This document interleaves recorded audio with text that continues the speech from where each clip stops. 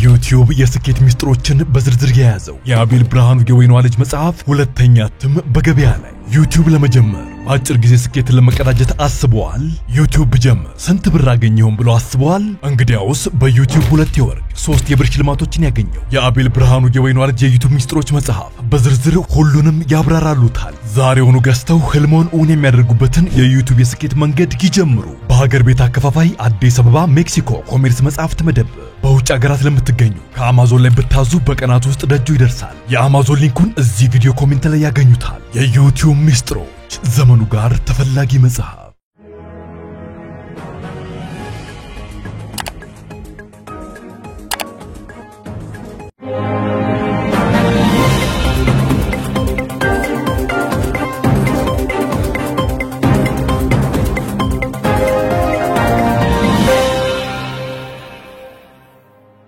ተናስተልኝ ክብራትና ክብራን የዩቲዩብ ቻናል ቤተሰቦች የሰዓቱን ሁለት አጫጭር መረጃዎች ይዤ ቀርብ ያለው። የመጀመሪያው መረጃ የሩሲያው ፕሬዝዳንት ቭላድሚር ፑቲንን ለመግደል የግድያ ሙከራ መደረጉ ተሰምቷል። እየተጓዙ በነበረበት ሄሊኮፕተርም ዩክሬን በተኮሰችው ድሮን ሊመታ ሲል ለጥቂት ተርፏል ተብሏል። ሁኔታው ለደቂቃዎችም ቢሆን በሩሲያ ላይ ድንጋጤ አጭሮ ነበር ተብሏል። ጉዳዩን በተመለከተ የምታደምጡት ዝርዝር ዘገባ ይኖራል። በሌላ በኩል ደግሞ ክብራን አድማጮች እንዲሁ አሳሳቢውና በርካቶችን የገደለው በአፍሪካም የጥንቃቄ መልእክት የተላለፈበት የኤምፖክስ ቫይረስ ለመጀመሪያ ጊዜ በኢትዮጵያ ውስጥ መገኘቱ ተሰምቷል። ይሄውም በሞያሌ አንድ ጨቅላ ሕፃን ላይ ከተገኘ በኋላ እንዲሁ በእናቱም ላይ መኖሩ ተረጋግጧል። ጉዳዩን አስመልክቶ ከጤና ሚኒስቴር የተሰጠውን ይፋዊ መግለጫ የማስደምጣችሁ ነው የሚሆነው። እንዲሁም በሽታው ምን አይነት ነው፣ ምን አይነት ነገሮች ምልክቶች ሲታዩ ወደ ጤና ተቋም መሄድ ይገባል የሚለውን በዝርዝር የማስደምጣችሁ ይሆናል። እስከ ፍጻሜ ቆዩ። ዝርዝር መረጃውን አድምጡ ግብዣይ ነው። ወደ መረጃዎቹ አብረን እንከታተለው። በቀድሚያም የሩሲያው ፕሬዝዳንት ቭላድሚር ቭላድሚሮቪች ፑቲን የግድያ ሙከራ እንደተደረገባቸው ተሰማ። በመላው ሩሲያ ድንጋጤ ነግሶ እንደነበር ተነግሯል።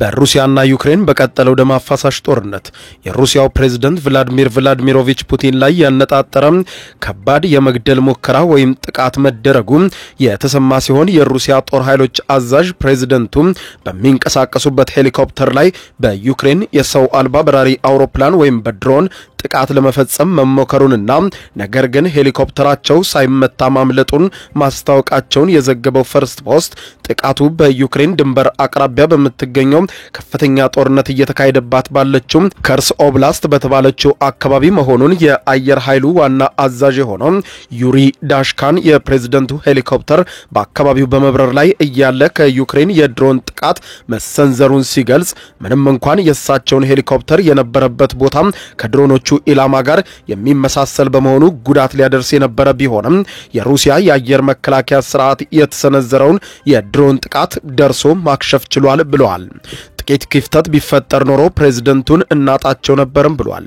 አዛዡ አክሎም ባለፉት 2 ቀናት ሩሲያ ከዩክሬን የሚሰነዘሩ ተደጋጋሚ ከባድ የድሮን ጥቃቶች እየተፈጸመባት እንደሚገኝ የጠቆሙ ሲሆን በ2 ቀናት ጊዜ ውስጥም ከ1100 በላይ ሰው አልባ በራሪ አውሮፕላኖች ወይም ድሮኖች ተመተው መውደቃቸውን ሲገልጹ ፕሬዝዳንት ፑቲን በኩርስክ ግዛት ለጉብኝት በተገኙበት ወቅትም እርሳቸው የተሳፈሩበትንም አውሮፕላን ለመምታት እቅድ እንደነበረ የተነገረ ሲሆን በዚህም በቀጠናው ያነጣጠሩ 46 ድሮኖች ወደ አካባቢው መተኮሳቸውንና ሁሉም ተመተው መውደቃቸውን መግለጻቸውን ያነሳው ዘገባው ፑቲንን ጉብኝት ተከትሎ የድሮን ጥቃቱ በከፍተኛ ሁኔታ በአካባቢው በመጨመሩ የዩክሬን የድሮን ጥቃቶች በተለይም ደግሞ የሩሲያውን ፕሬዝዳንት ኢላማ ያደረገውን ጥቃት ተከትሎ ሩሲያ በአጸፋው ከምሽቱ ጀምሮ ጠንካራ የሚባል ከባድ የአየር ጥቃት መፈጸም እንደምትጀምር ተገልጿል።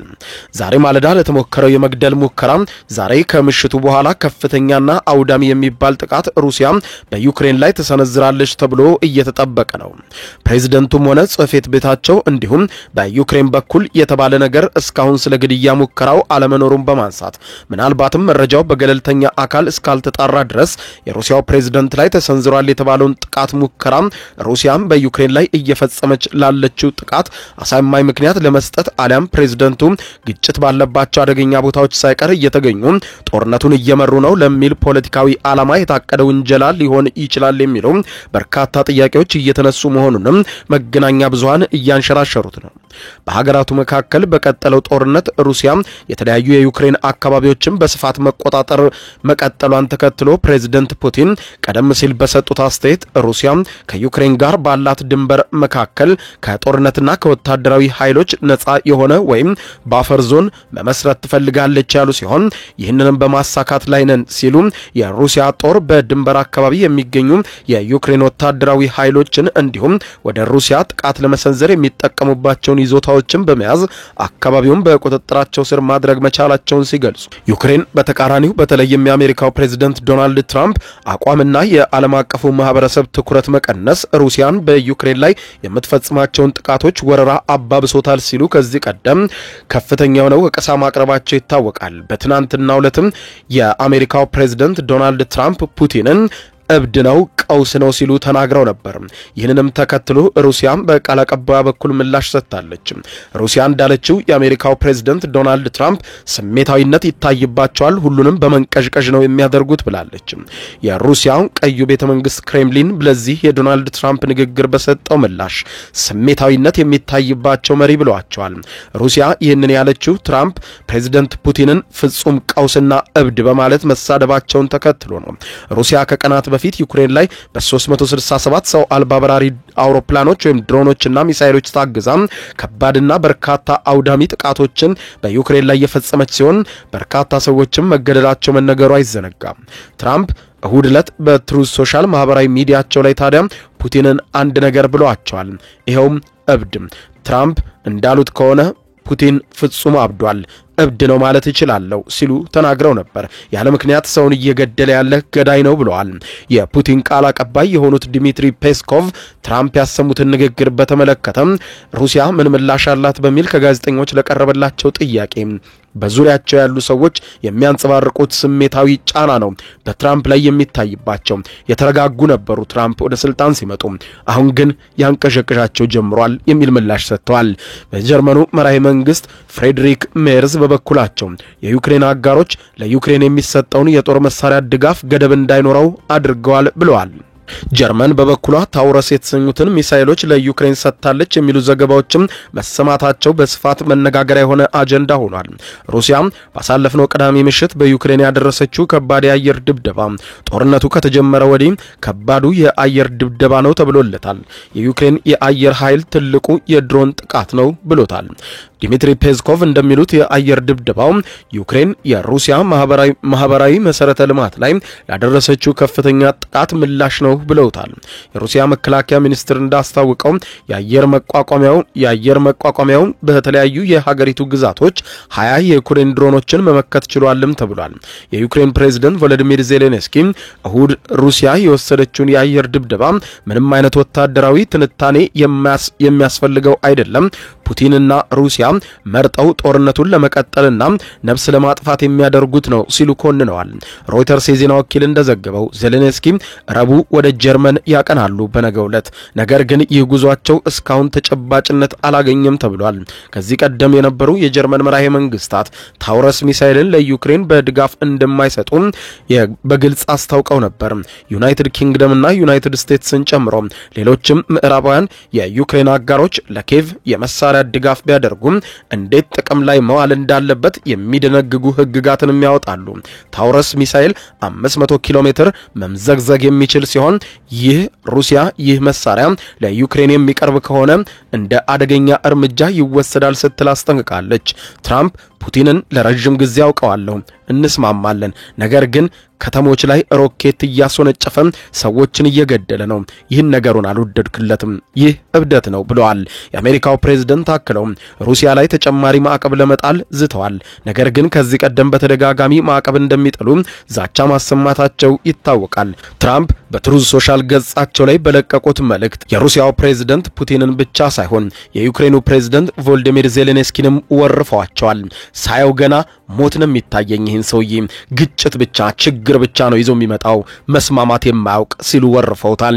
ሩሲያ በአሁኑ ወቅት 20 በመቶ የሚሆነው የዩክሬን ግዛትን በቁጥጥሯ ስር ያደረገች ሲሆን ይህ ግዛት በአውሮፓውያኑ 2014 በሩሲያ የተያዘችው ክሬሚያንም ያካተተ እንደሆነም ተነግሯል። በሌላ ዜና በአነጋጋሪው የኤምፖክስ ቫይረስ በሽታ የተያዘ ሰው በሞያሌ በኢትዮጵያ ውስጥ መገኘቱ ተሰማ። የኢትዮጵያ የህብረተሰብ ጤና ኢንስቲትዩት በኦሮሚያ ክልል በሞያሌ ከተማ አስተዳደር ከሚገኙ በህመሙ መያዛቸው ከተጠረጠሩ ታካሚዎች በወሰደው ናሙና በኤምፖክስ ቫይረስ የተጠቃ ሰው መገኘቱ ተረጋግጧል። ቫይረሱ እንደተገኘበት የተረጋገጠው የ21 ቀን ዕድሜ ያለው ህፃን ልጅ ሲሆን እናቱም በተደረገው ቀጣይ ምርመራ ለቫይረሱ እንደተጋለጠች ለማረጋገጥ ተችሏል ተብሏል። ከጤና ሚኒስቴርና ከኢትዮጵያ የህብረተሰብ ጤና ኢንስቲትዩት ኤምፖክስን አስመልክቶ በተሰጠው መግለጫ እንዳመለከተው የኢትዮጵያ የህብረተሰብ ጤና ኢንስቲትዩት በኦሮሚያ ክልል ሞያሌ ከተማ አስተዳደር ከሚገኙ በህመሙ መያዛቸው ከተጠረጠሩ ታማሚዎች በወሰደው ናሙና በኤምፖክስ ቫይረስ የተያዘ ሰው ማግኘቱን ለመጀመሪያ ጊዜ በኢትዮጵያ አረጋግጧል። ቫይረሱ እንደተገኘበት የተረጋገጠው የ21 ቀን ዕድሜ ያለው ጨቅላ ህፃን ልጅ ሲሆን እናቱም በተደረገው ቀጣይ ምርመራ ለቫይረሱ እንደተጋለጠች ለማረጋገጥ ችያለሁ ብሏል። የህፃኑ አባትም ወደ ጎረቤት ሀገር ኬንያ ሄዶ የነበረ መሆኑን መታወቁንና የሄደባቸውም አካባቢዎች እንዲሁም ከግለሰቡ ጋር የቅርብ ንክኪ የነበራቸው ግለሰቦችን የመለየትና ክትትል የማድረግ ስራም ተጀምሯል ብሏል። ታማሚው ህፃንና እናቱ አስቀድሞ በተዘጋጀላቸው የለይቶ ማቆያ ተገቢውን የሕክምና ክትትል እየተደረገላቸው ሲሆን እስካሁን ባለው ሁኔታ የከፋ የጤና እክል አልገጠማቸውም ብለዋል።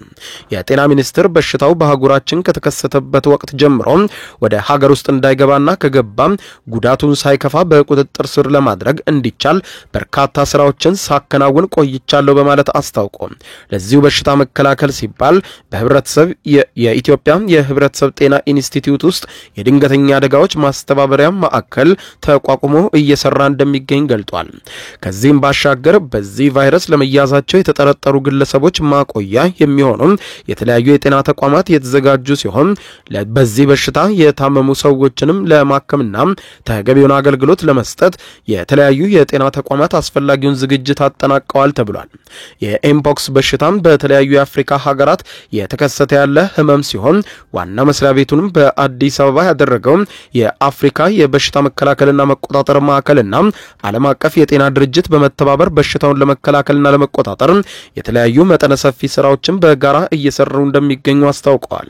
የጤና ሚኒስቴር ከነዚህና ከሌሎችም ባለድርሻ አካላት ጋር በመተባበር በሽታውን ለመከላከልና ለመቆጣጠር እያከናወናቸው የነበሩ ያሉ ስራዎችን አጠናክሮ እንደሚቀጥል ገልጿል። የኤምፖክስ በሽታ ቫይረሱ ካለባቸው ግለሰቦች ጋር ንክኪ ያለው ማናቸውም ሰው የሚከተሉትን ምልክት ሊታይበት ይችላል በማለት የህብረተሰብ ጤና ኢንስቲትዩት ያስታወቀ ሲሆን ሽፍታ፣ ሳል፣ ትኩሳት፣ የራስ ምታት፣ ድካምና የጀርባ ህመም ሲያስተውል በአፋጣኝ ወደ ጤና ተቋማት በመሄድ ተገቢውን ምርመራና የሕክምና አገልግሎት እንዲያገኝ እንዲሁም የግልና የእጅ ንጽህናን በመጠበቅ ከላይ የተገለጹትን ምልክቶች ባሉባቸው ታማሚዎች አካባቢ የአፍና የአፍንጫ መሸፈኛዎችን በመጠቀም ተገቢውን ጥንቃቄ እንዲደረግ ጥሪ እናቀርባለን ብሏል። በአሁኑ ወቅትም ይህ በሽታ በተወሰነ ቦታ ብቻ የታየ በመሆኑ የህብረተሰባችንን ሳይደናገጥ የተለመደውን አኗኗር መቀጠል የሚችል ሲሆን ከጤና ሚኒስቴርና ከኢትዮጵያ የህብረተሰብ ጤና ኢንስቲትዩት የሚወጣውን ወቅታዊ መረጃዎችን በአግባቡ በመከታተል ራሱንና ቤተሰቡን ከዚህ በሽታ እንዲጠብቅ እናሳስባለን ሲል የጤና ሚኒስቴር ባወጣው መግለጫ አስታውቋል። ክቡራን አድማጮች ለሰዓቱ ብታደምጧቸው መልካም ናቸው ያልኳቸው አጫጭር መረጃዎች የሰማችኋቸው ነበሩ። ከሰዓታት በኋላ በሌላ መረጃ ተመልሰን እስከምንገናኝ በያለንበት የዓለም ዳር ቸር እንቆይ።